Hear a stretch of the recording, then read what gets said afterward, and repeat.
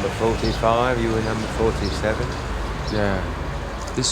It really hasn't changed at all. No. You see that was my window. And the one just to the left, David's, yeah. So I wanted to talk to him. I'd reach out the window with the bent up coat hanger and sort of like tap the window like this. And I'd lift up the window and say, what you want? I'd say, I don't know, what you doing? He'd say, nothing. You know, we'd go do it together, you know. In the old days, these were like mansions to us. Well, not really. More like hovels, mansions, but large.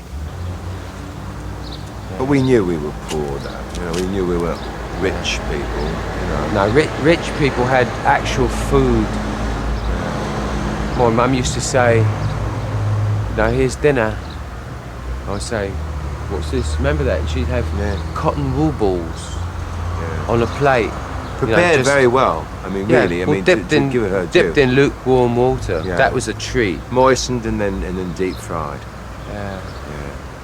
And you know, it doesn't hurt you eating cotton wool balls.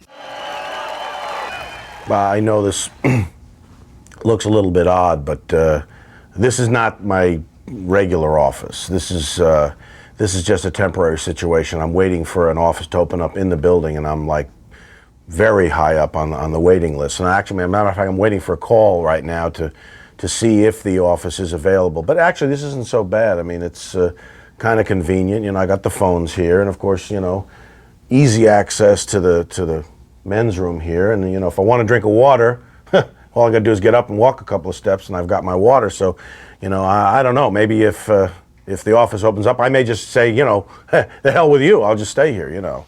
So, but it's you know, it's not bad. Things have been going pretty well for me. I know the guys in Spinal Tap have been a little upset with me about what they feel was a hatchet job, you know, done on This Is Spinal Tap, you know. But, you know, I've been trying to talk to them. I can't get them on the phone, you know, and they don't have this number, so it's been rough. I just try to show them in a good light, you know, and I thought that, you know, showing them not being able to get out of the pod and not being able to find the stage and so on was, you know, made them more human, you know, put them in a, you know, in a more endearing light. And but I guess they just didn't see it that way. I hope things eventually get patched up. I'm doing pretty well. I did a feature after Spinal Tap was finished. I did Kramer versus Godzilla, which was.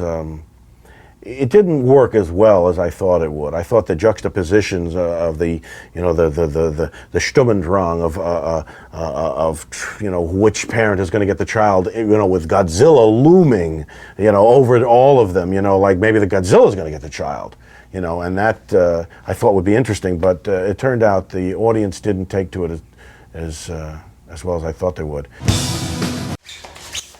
Janine and I settled in Pomona, California. I've been working here for the Parks Department since 1988, I believe. My specialty is soccer training. Mostly 5-year-olds, 4 or 5-year-old girls. It's a soccer clinic, really. We don't even give them ball until about 3 or 4 weeks in. I get a what they call a stipend. Yeah, a stipend is like money, but it's such a small amount that they don't really call it money. They call it a stipend. And I also get a discount whenever I need to have anything inflated. Eyes on my hips now, because I'm a bit worried about my hips, you know. Now the trick is the knees, of course. Well, the knees go back. They're part of the hips. They follow the hips back. Yeah, as this comes back, then when you come forward, the other knee comes forward. This way. There you go, like that. Okay, how do I prevent that forward momentum? No, actually, you want that. You do? You're going to go down and find the ball anyway, so you might as well just get started early. That's kind of very good point. Yeah, save time. Otherwise, you're stuck here. You ready? Here we go. Straight back now. Really hard. Oh, watch the camera. This is the inventing shed where I do my work. So I get early in the morning, have a cup of tea, and go straight away into the inventing shed. And that's really where my good work is done. So if you come inside, I'll show you what it's like. After Spinal Tap broke up in '82, I came back to England. I thought, you know, I've really got to get down to some serious work because I've always had these ideas in my head. Now, if you go on a picnic with a normal wine glass and put it in your pocket, it will break. So what I did was I figured a way so that you could fold down the sides, you see, like this. The sides fold down, like this. And then you put it in your pocket. So, bon vino is what they say. You pour it in, like this, and you... Well, the bit that I haven't worked out exactly yet is the rubber hinges haven't come in yet. I've sent away for them. They make them in China. Now, this is called an amplifier capo.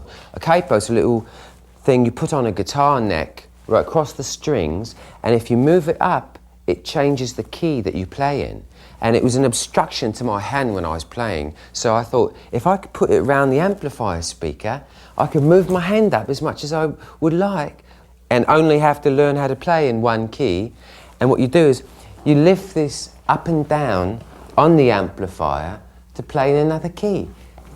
A, B flat, C. You see what I mean? This is Nilford, where I grew up. This is my dad, Donald Duff Smalls. Say hello to him, Dad. There he is. He's got to concentrate on driving, I should hope. After the Japanese tour kind of collapsed, came back home to assess my prospects. And before I could really do any deep assessing, Dad had his little hernia problem at the time, didn't you, Dad? Yeah, right. A bit painful, wasn't it? Yeah. So he had to go into hospital. And he'd always taken me about on his route. We're in his van right now, telephone sanitizing business that he has called Saniphone.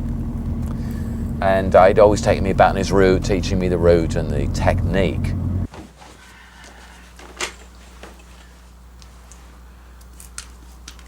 Slowly, I think the realization dawned on people that they could go round to the store, get a bit of toweling and just a spray bottle or something bluish, and really do the same thing for about a tenth of what we were charging them. In the old days, it was mainly lovely young women who would come to sanitize your telephones, and it may well have been more that the attraction of them tromping into your house every week than the fear of germs, really, that kept the virus alive. Good as new. But Dad's one of the few who's still in the business, and I'm very proud of him. Are you proud of me? Yes. Yes. But after a summer of sanitizing people's telephones, you really do appreciate rock and roll more than ever. I definitely remember when Spinal Tap played our Air Force Base. They may not think they made much of an impression, but they were the topic of conversation for years afterwards. The officers, the enlisted men, their wives, their families, oh, they hated them. As a matter of fact, it got to be kind of a standing joke on the base. If there was a snafu, it would be known as someone pulled a spinal tap. Hey, he pulled a spinal tap over there. As a matter of fact, at one point they were going to test crash an aircraft into the mountainside, and they were going to fly it by remote control, and they needed some dummies to fill the plane, and someone said, let's get Hookstratton to bring in Spinal Tap. Maybe they'll fill the seats. They were joking, of course. I did have problems. I suffered a bout of depression. It led me off into different areas. I was in charge of theatrical programming, and I did a production, probably ill-advised, the first all-white version of Porgy and Bess. This was a different time, you have to remember.